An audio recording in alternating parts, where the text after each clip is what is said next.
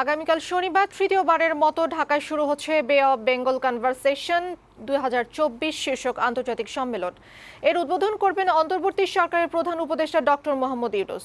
3 দিনব্যাপী এই সম্মেলনে বিশ্বের 80টি দেশের 2 শতাধিক আলোচক ও 800 জন প্রতিনিধি অংশ নেবেন। মানবাধিকার, জলবায়ু, বাণিজ্য সহ বিভিন্ন বিষয় স্থান পাবে আলোচনায়।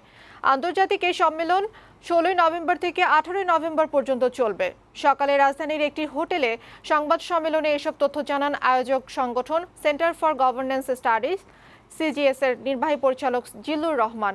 এ সময় তিনি বলেন, বিগত আওয়ামী লীগ সরকার এই অনুষ্ঠান আয়োজনে নানা প্রতিবন্ধকতা তৈরি করেছিল।